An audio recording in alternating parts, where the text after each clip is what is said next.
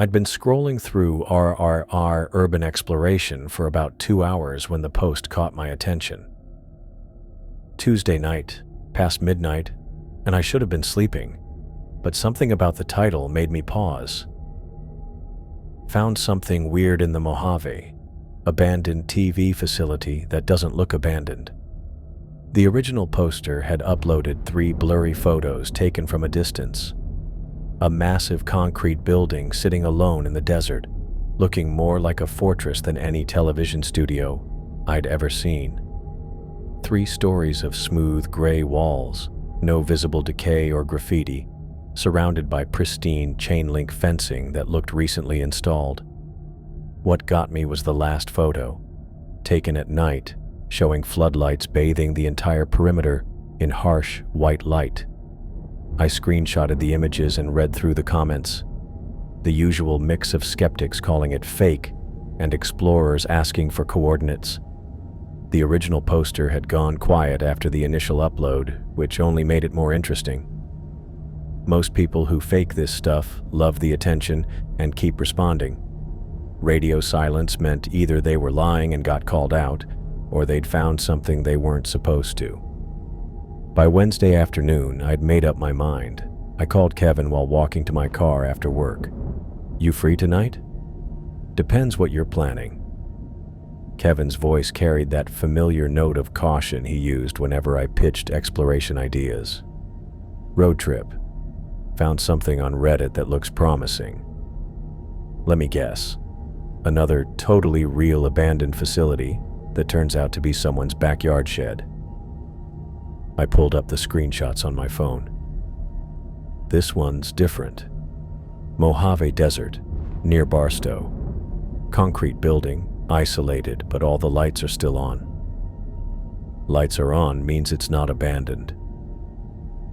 That's what makes it interesting. Kevin went quiet for a moment. I could hear him typing, probably pulling up the post himself.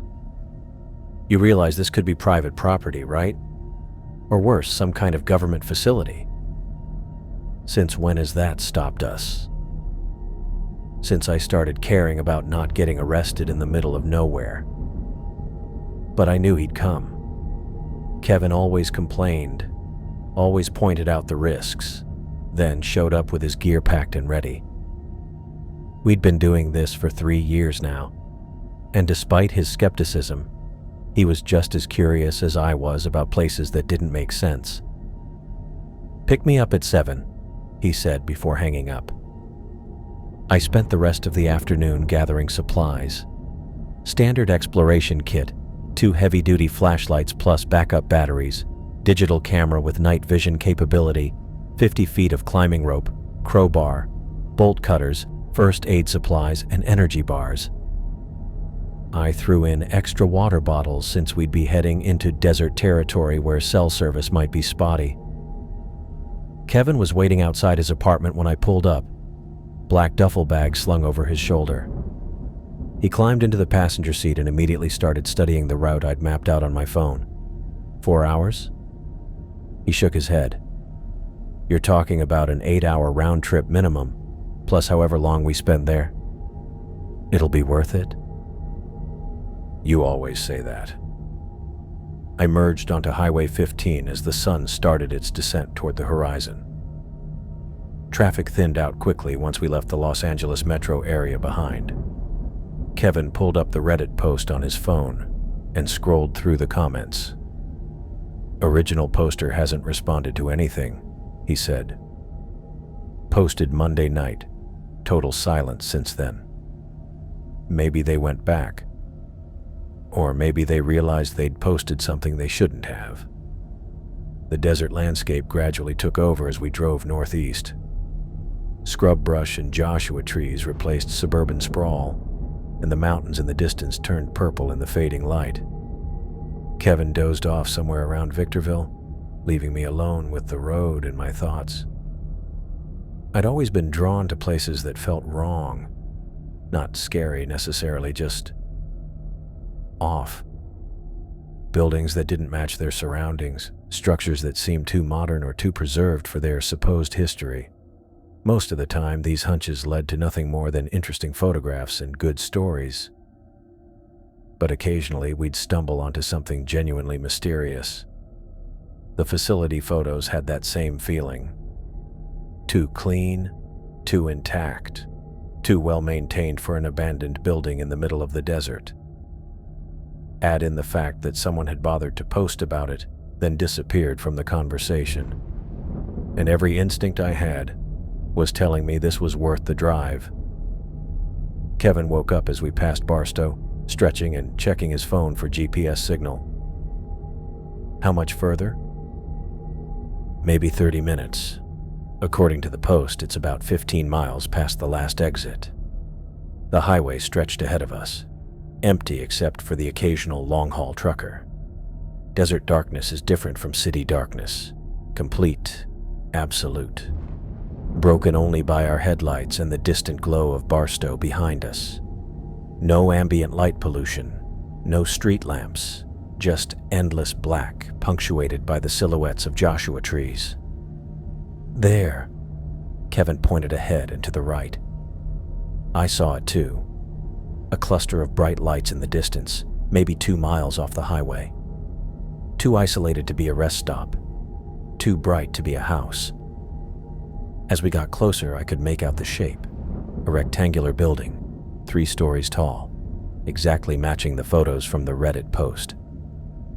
"Pull over here," Kevin said.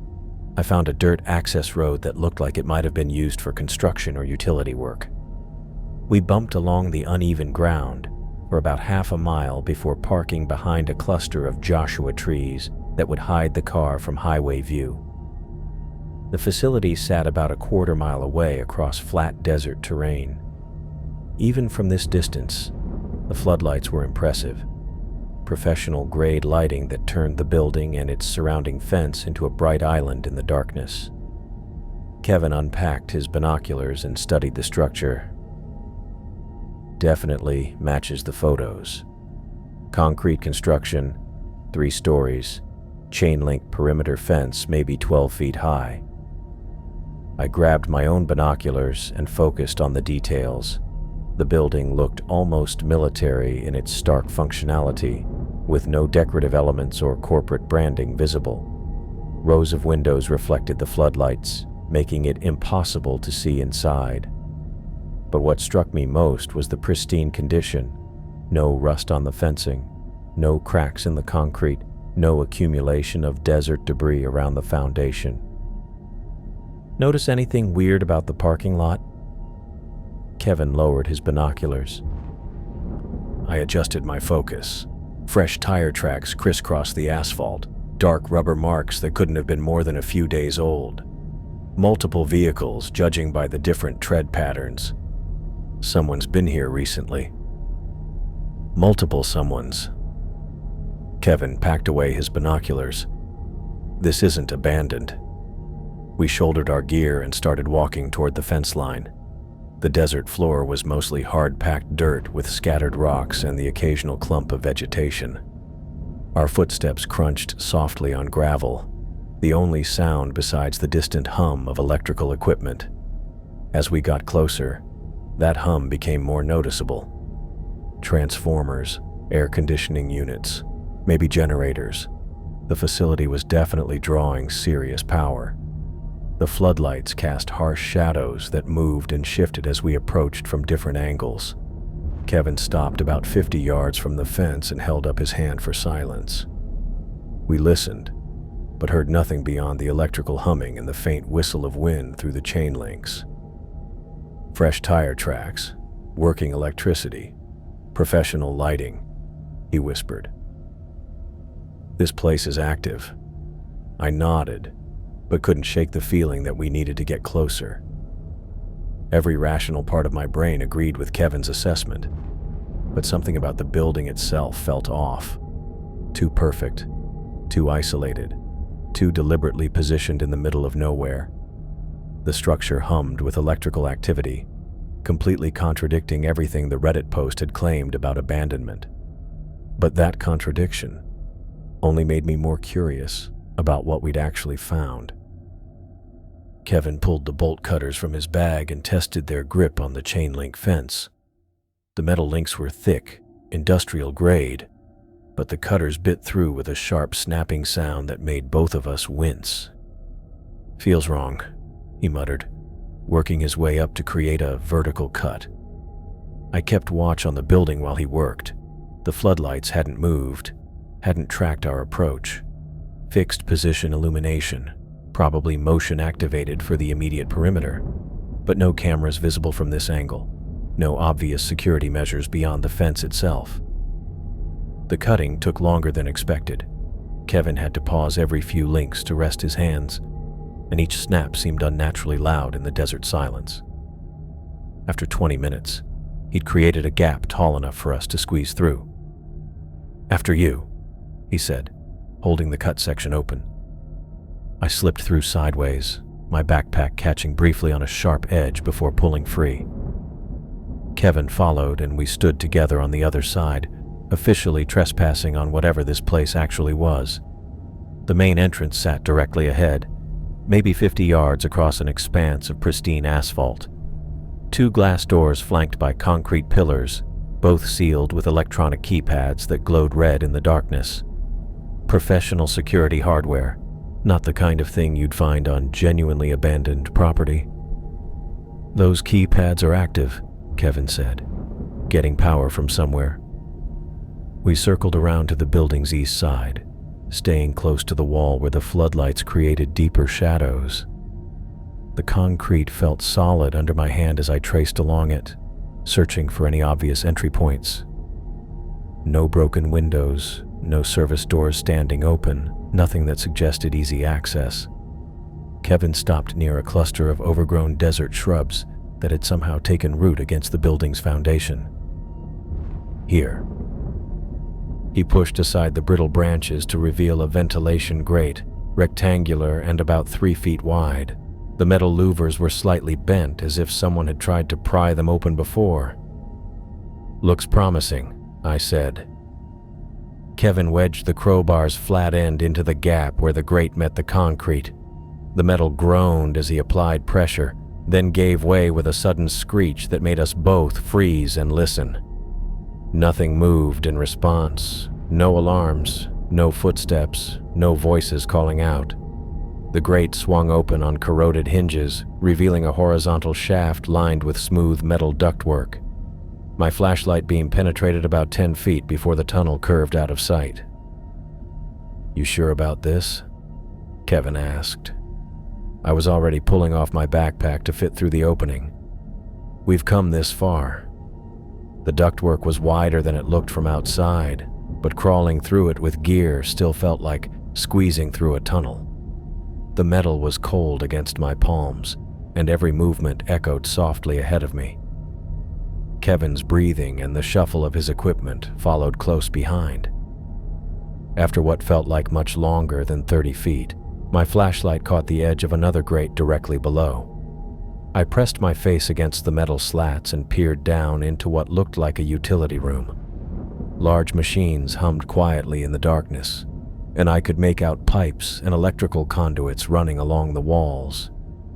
"Maintenance room," I whispered back to Kevin. The interior grate wasn't secured like the exterior one. A few minutes with the crowbar and it dropped away, clattering onto the floor below. I lowered myself through the opening, hanging by my hands before dropping the last few feet onto polished concrete. Kevin landed beside me with a grunt, and we both stood up, brushing dust off our clothes. That's when the smell hit me. Not the musty, stale air you'd expect from an abandoned building, but something clean and sharp. Antiseptic, like a hospital corridor. The fluorescent lights overhead flickered once, then blazed to life with a soft electronic hum. Motion sensors, responding to our presence. "Automatic lighting," Kevin said, but his voice carried a note of unease. The maintenance room stretched out around us, filled with HVAC equipment that looked recently installed. No rust, no accumulated grime, no cobwebs in the corners.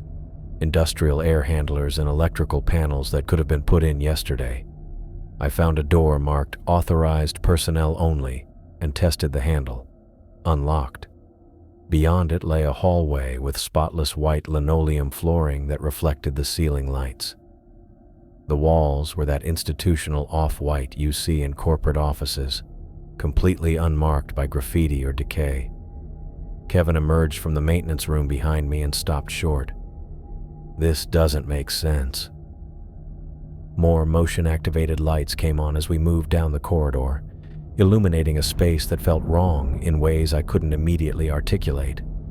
The air carried no trace of mustiness or neglect, no accumulated dust along the baseboards, no water stains from roof leaks, no signs that this building had ever been anything other than perfectly maintained. "Smell that?" Kevin asked. I breathed deeply. Nothing. No institutional odors, no chemical cleaning products, no hint of human occupation. Just perfectly neutral filtered air. We passed empty offices with glass doors that let us see inside. Modern furniture arranged as if the workers had just stepped out for lunch. Desk chairs pushed back from computer stations, coffee mugs sitting next to keyboards, papers stacked neatly in inbox trays. "People work here," I said. Kevin nodded toward an emergency exit sign glowing green at the end of the hallway. Below it, a digital display showed the current time and temperature in crisp red numbers. 2:47 a.m., 68 degrees. Every rational explanation for what we'd found felt insufficient. This wasn't an abandoned building someone had forgotten to cut power to. This was an active facility, maintained and operational, sitting in the middle of nowhere for reasons we couldn't begin to guess. The hallway stretched ahead of us, bright and sterile, and completely wrong for a place that was supposed to be empty. I kept my flashlight trained on the digital display as we moved past the emergency exit sign. The numbers hadn't changed. Still 2:47 a.m., still 68 degrees. But something about their steady glow felt more ominous now than reassuring.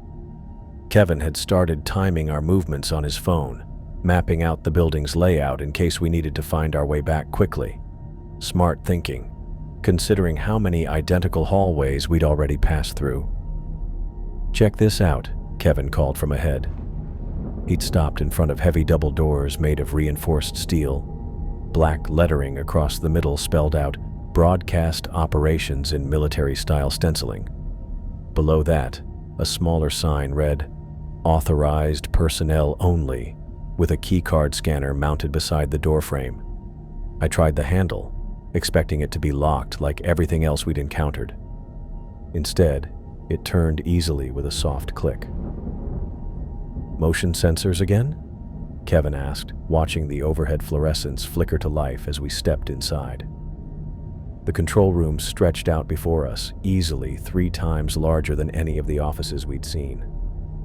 Banks of monitors covered the far wall from floor to ceiling, maybe 30 screens total arranged in neat rows. Most displayed static snow or geometric test patterns in bright primary colors. Others showed security camera feeds of empty hallways that looked like they belonged inside this building. Kevin moved toward the central control console while I examined the monitor displays more closely. The security feeds cycled through different views every few seconds. Maintenance areas, stairwells, corridors lined with office doors. All empty, all spotlessly maintained. "David?" Kevin's voice carried a weird note I hadn't heard before. I turned to find him standing near the main console, head tilted like he was listening to something. The room felt dead silent to me, just the usual electrical humming from all the equipment. "You hear that?" he asked. I listened harder. Nothing at first. Then a faint crackling sound started coming from speakers mounted in the ceiling corners. Static, barely audible but definitely there. Kevin took a step closer to the console and the static got louder. Another step, and it increased again, like the equipment was responding to his proximity. I went back to studying the monitors, trying to make sense of what we were looking at. Most of the security feeds showed areas we hadn't explored yet. a cafeteria with tables arranged in perfect rows, a reception area with magazines fanned out on a coffee table, stairwells with polished handrails that reflected the lighting. Then I noticed one screen that didn't match the others. Instead of a security feed or test pattern, this monitor showed what looked like a small studio. Professional lighting equipment, a single chair positioned in front of a dark backdrop, camera equipment visible at the edges of the frame. And sitting in the chair was a figure wearing a white theatrical mask. The mask was smooth and featureless, except for dark holes cut for eyes and mouth. The person wore what looked like surgical scrubs, light blue fabric that contrasted sharply with the white mask. Both hands rested calmly on the chair's armrests. I moved closer to get a better look at the image, trying to determine if this was a live feed or some kind of recorded program. The studio lighting cast harsh shadows that made it difficult to make out any other details. The masked figure turned its head toward the camera and raised one hand in a slow, deliberate wave, directly at me. My stomach dropped. The movement had been too precise, too timed with my approach to the monitor, like whoever was wearing that mask could see me watching them. "Kevin, look at this." But when I glanced back at him, he was completely focused on the static coming from the speakers. The sound had grown loud enough that I could hear it clearly from across the room, white noise mixed with something that might have been distant voices. I turned back to the monitor and started scanning the control panel below it, looking for camera numbers or feed identifiers. Each monitor had a small digital readout showing its source, but the studio feed displayed only dashes where numbers should have been. Every other screen showed standard security camera designations, Cam 01, Cam 02, and so on. But this one remained blank, as if the signal was coming from somewhere the system didn't recognize. The masked figure hadn't moved since waving, just sat there in perfect stillness, facing the camera. I reached for the control panel to try cycling through different feeds, but the moment my finger touched the first button, every monitor in the room went black simultaneously. 30 screens cutting to darkness all at once, leaving us standing in a room full of dead displays. "What did you do?" Kevin asked, the static cutting off just as abruptly as the video feeds. "Nothing. I barely touched anything." We stood there in the sudden quiet, surrounded by blank monitors that reflected our flashlight beams like black mirrors. The only sound was our breathing and the continued electrical humming from equipment that was clearly still receiving power. Kevin pulled out his phone and started taking pictures of the control room setup. "We should split up," he said, reviewing the images on his camera screen. "Cover more ground before someone shows up." I wanted to argue, to suggest we stick together, but his reasoning made sense.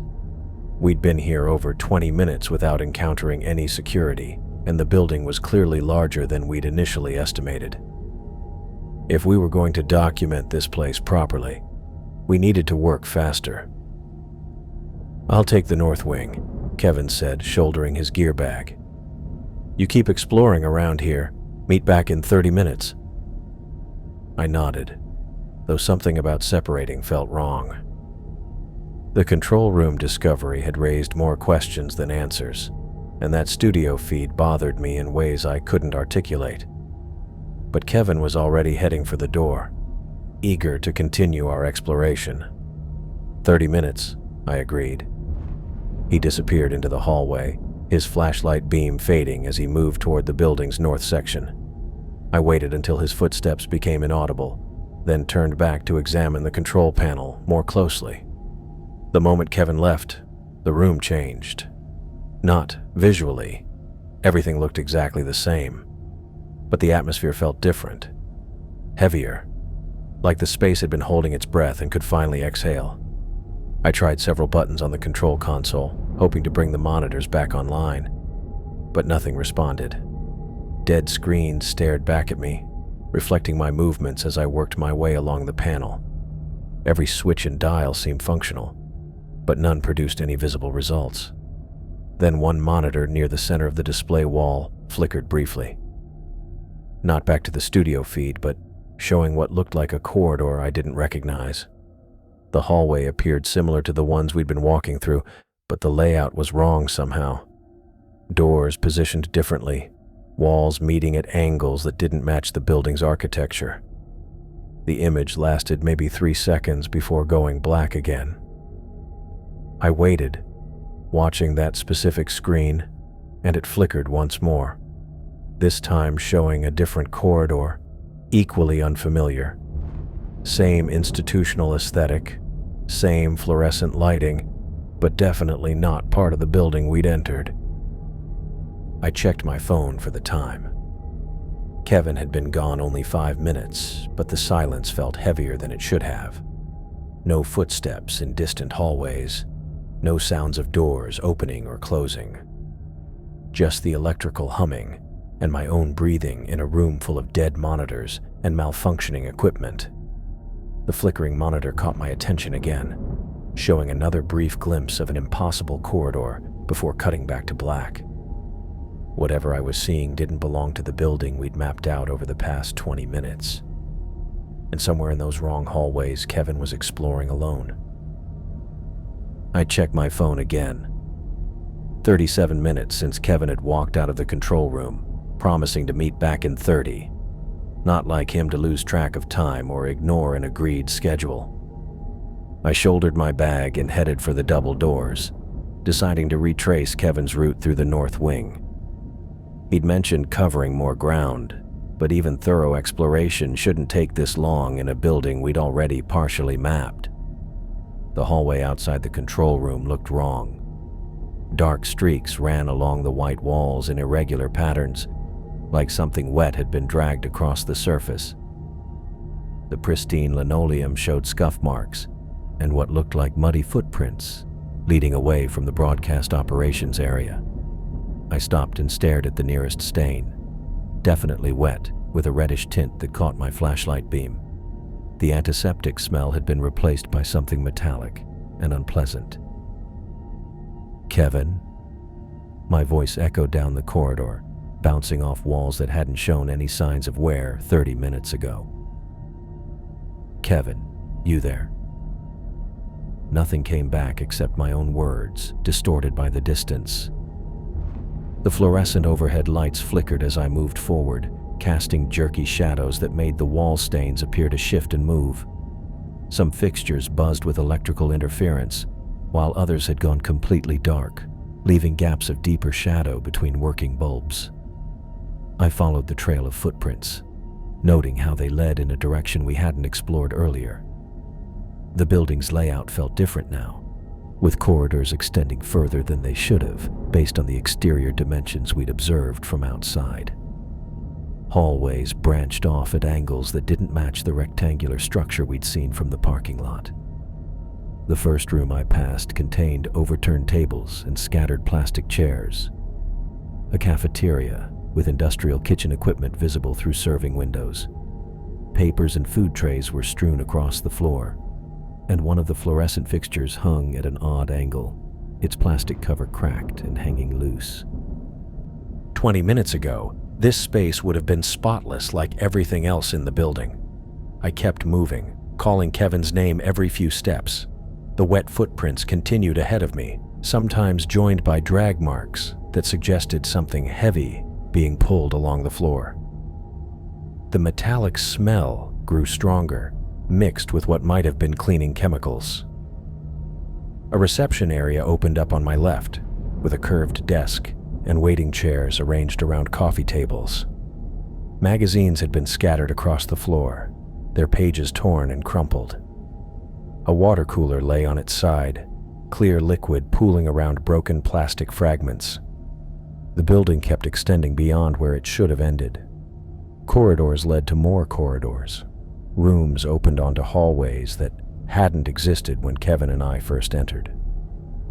The institutional white walls continued without variation, but now they showed signs of disturbance, scratches, stains, and scuff marks that suggested recent violence. A faint metallic sound started echoing from deeper in the facility, Not quite a bell, but similar. A rhythmic ringing that seemed to come from everywhere at once. The noise was soft at first, barely audible over the electrical humming and flickering lights. I reached a stairwell marked with an emergency exit sign.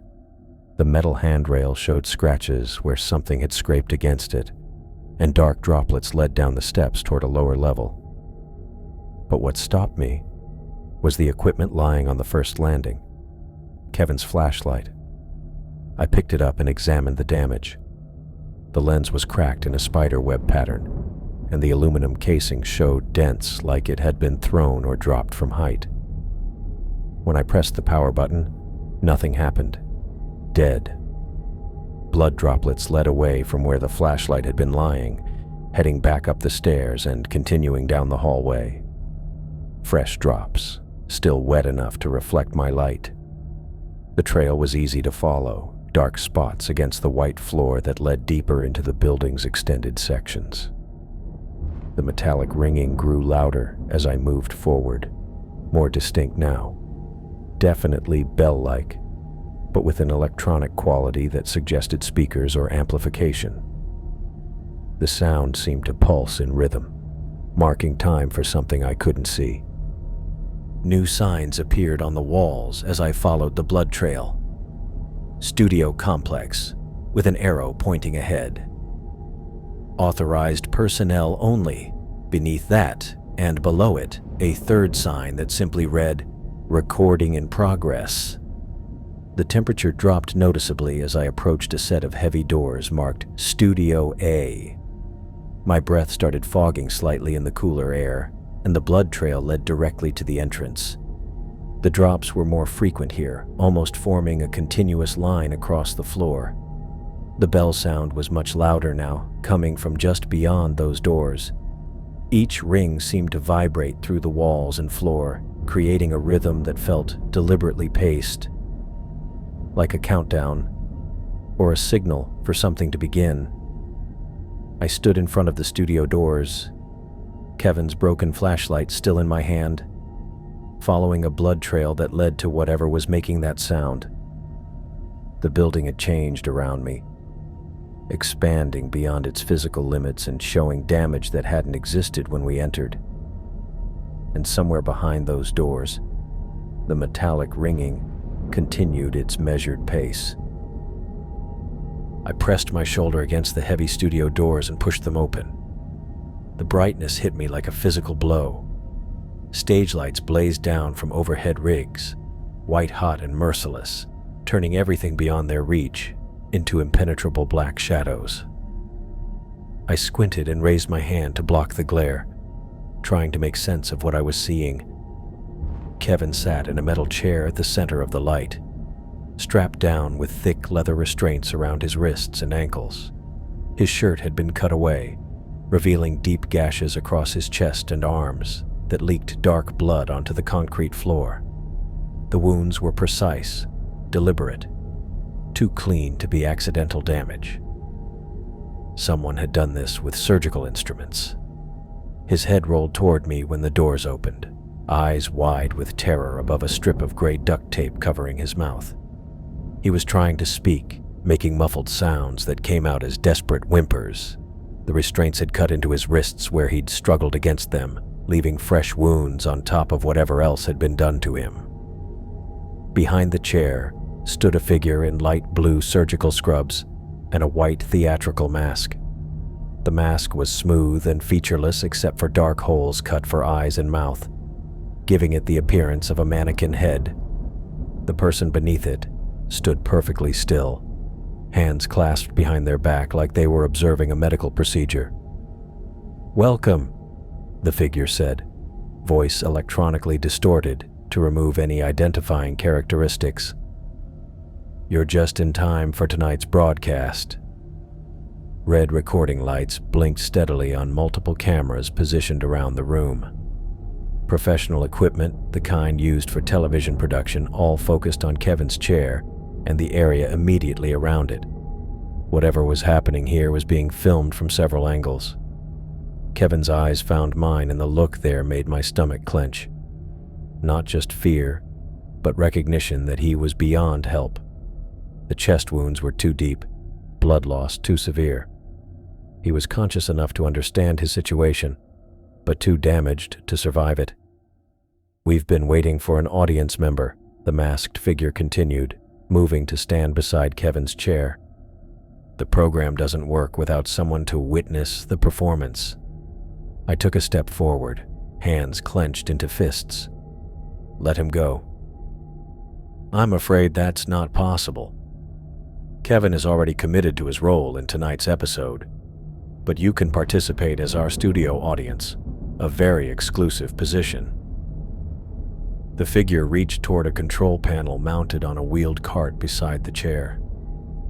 Wires ran from the panel to metal contacts attached to Kevin's restraints, and I understood what I was looking at a split second before they demonstrated. Kevin's body went rigid as electrical current passed through the chair. His back arched against the restraints, and muffled screams came through the tape as his muscles contracted involuntarily. The figure held the activation switch for maybe 3 seconds before releasing it, leaving Kevin slumped and gasping. "Each broadcast is unique," the figure explained calmly, as if Kevin's convulsions were part of a normal presentation. "We explore different themes, different approaches to entertainment. Tonight's theme is abandonment. How far will someone go to save themselves when rescue becomes impossible?" I looked from Kevin's pleading eyes to the cameras recording everything, then back to the figure in surgical scrubs. The situation was completely insane, but the person orchestrating it spoke with the measured tone of someone conducting a business meeting. "You're filming this," I said. "Broadcasting, actually. Live to a very select audience who appreciate this particular art form. They've been watching Kevin's preparation for the past hour, and now they get to see how his story concludes." Kevin was trying to communicate something through his eyes, but I couldn't interpret the message. Warning me away, begging for help. The tape prevented any actual words, leaving only desperate sounds that didn't form coherent meaning. The masked figure activated the electrical current again, longer this time. Kevin's entire body shook against the metal chair as the charge passed through him, and I could smell burning where the contacts touched his skin. When it stopped, his head lolled forward and blood ran from his nose. "The next sequence requires audience participation," the figure said, looking directly at me. "Would you like to choose the voltage level for this round?" I couldn't process what was being asked. Kevin was dying in front of me, being tortured for some sick broadcast, and this person wanted me to participate in determining how much electricity to pump through him. "Go to hell," I said. "That's not very collaborative. Perhaps you need additional motivation." The figure moved toward another control panel, this one connected to devices I couldn't identify in the harsh stage lighting. But I knew whatever came next would be worse for Kevin, and the realization hit me that nothing I did would change the outcome. He was already too damaged to survive, even if I somehow overpowered his captor. I was supposed to be the next victim. My eyes swept the room, looking for anything I could use. The cameras were mounted on tripods around the perimeter, expensive equipment that wouldn't be easy to replace. Stage lights hung from overhead rigs, blazing hot and connected to power systems that kept this whole nightmare illuminated. I lunged toward the nearest camera tripod and grabbed it with both hands, swinging it toward the bank of stage lights above Kevin's chair. The metal legs connected with hot bulbs and electrical housings in a shower of sparks and broken glass. The room plunged into darkness. In the sudden black, I heard the masked figure moving toward where I'd been standing, but I was already running for the doors. Emergency lighting kicked in, bathing everything in deep red that made the shadows seem to move and shift.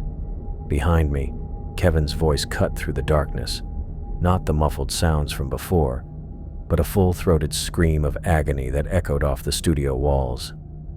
The sound followed me as I ran, raw and desperate and final. I didn't stop running. I crashed through the studio doors and into the red-tinted hallway, emergency lights casting everything in hellish shadows that shifted and danced as I ran. My feet pounded against linoleum that had somehow returned to its original pristine condition. No blood drops, no scuff marks, just smooth white flooring stretching ahead toward the route Kevin and I had mapped hours ago. Behind me, footsteps echoed with deliberate precision.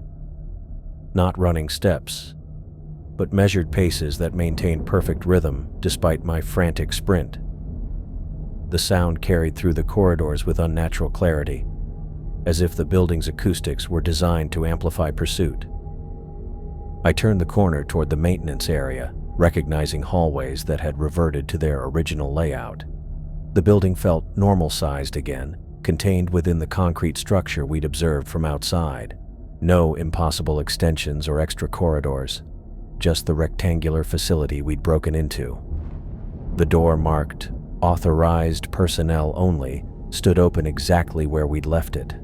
I burst through into the maintenance room, fluorescent lights buzzing overhead as motion sensors detected my arrival.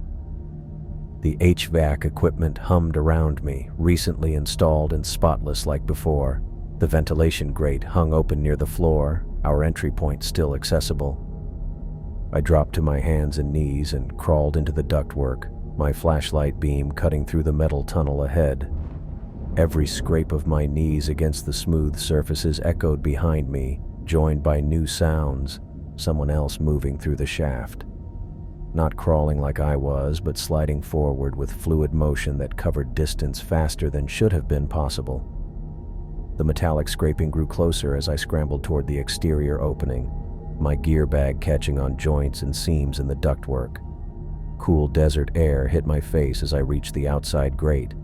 I shoved it open and tumbled through onto the hard-packed dirt beside the building's foundation, rolling away from the opening and getting to my feet. The facility's floodlights immediately swiveled toward me, tracking my movement across the perimeter with mechanical precision. I ran across the flat terrain toward the Joshua trees where we'd hidden the car, expecting the lights to lose me in the darkness beyond their range. Instead, they followed my path with perfect accuracy, keeping me illuminated as I sprinted over rocks and scattered desert brush. The car keys were in my pocket where I'd left them. I yanked the door open and threw my gear into the passenger seat, fumbling with the ignition while more lights activated around the facility's perimeter. The engine turned over on the second try, and I gunned it away from the building without looking back. Desert terrain that had seemed flat from a distance proved rougher than expected. The car bounced and lurched over hidden rocks and dried creek beds, suspension groaning as I drove directly away from the facility instead of following the access road. Scrub brush scraped against the undercarriage, and twice I had to wrench the steering wheel to avoid Joshua trees that appeared suddenly in my headlights. I didn't slow down until I reached the highway 20 minutes later, tires hitting smooth asphalt with a sound that felt like safety. Only then did I check my mirrors, seeing nothing but empty desert behind me and no signs of pursuit. My hands shook as I pulled my phone from my pocket and dialed 911 while driving toward Barstow. The operator answered on the second ring, professional and calm. 911, what's your emergency? My friend is being held at a facility in the Mojave Desert. Someone is torturing him. You need to send help immediately. Sir, can you give me your location? I provided the coordinates from our GPS, describing the building and its position relative to Highway 15. The operator asked for details about the situation, and I tried to explain what I'd witnessed without sounding completely insane. Officers are being dispatched to investigate, she said after taking my information. Are you in immediate danger? No, I got away. But my friend Kevin Mitchell is still there. He needs medical attention. We'll have units on scene as soon as possible. I stayed on the line until reaching Barstow, then ended the call and continued driving toward Los Angeles. The highway stretched empty ahead of me, and I kept checking the mirrors for any sign of the building's lights or vehicles following from the desert. 2 hours later, my phone rang. The same 911 operator. "Sir, our units investigated the coordinates you provided. They found no structure at that location, just open desert." "That's impossible. The building was right there. 3 stories, concrete, surrounded by chain-link fence with floodlights. Officers conducted a thorough search of the area. No building, no fence, no electrical equipment. Are you certain about those coordinates?" I pulled over to check my phone's GPS history, confirming the exact location where we'd parked. "Yes, I'm certain. The building was definitely there. We'd like you to come in for questioning when you return to Los Angeles. Can you provide your full name and contact information?" I spent the next 4 hours at the Barstow police station, repeating my story to 3 different officers who grew increasingly skeptical with each telling. They took photos of my gear, documented scratches on my hands from crawling through the ductwork, and asked detailed questions about Kevin's personal life and our relationship. "People don't just vanish," Detective Morrison told me during the final interview, "and buildings don't disappear overnight. Are you sure you weren't under the influence of anything? Exhaustion, medication, recreational substances?" "I know what I saw. Someone took my friend. We'll file a missing person report for Kevin Mitchell, but without physical evidence or witnesses, there's limited action we can take." They released me that afternoon with instructions to contact them if I remembered additional details. The drive back to Los Angeles felt endless, empty highway giving me too much time to think about Kevin's final scream echoing through the darkened studio. 3 weeks later, I returned to the exact coordinates with a handheld GPS unit, determined to find some trace of what had happened. The device led me to a patch of desert identical to every other patch for miles around, undisturbed sand dotted with Joshua trees and scattered rocks. No tire tracks, no foundation marks, no evidence that anything had ever been built there. I walked the area for 2 hours, expanding my search in widening circles around the GPS coordinates. Nothing. The sand showed wind patterns and animal tracks, but no signs of human activity or recent disturbance. Kevin Mitchell was officially listed as a missing person after 30 days. His family hired a private investigator who found no leads. His apartment remained exactly as he'd left it, car still parked in the designated spot, bank account untouched. I never told anyone else what really happened that night. The police report described our exploration trip and Kevin's disappearance in sanitized language that made it sound like he'd simply wandered off and gotten lost. No mention of the facility, the broadcast equipment, or the masked figure. But I know the truth. Somewhere, in a building that exists when it chooses to, that person in surgical scrubs continues filming programs for audiences I can't imagine. And Kevin's final scream still echoes in the desert silence, recorded for viewers who appreciate that particular art form. The coordinates in my phone still mark empty sand, but I check them every few months, hoping the building will reappear. It never does. Whatever happened that night exists now only in my memory and in footage stored on servers I'll never find.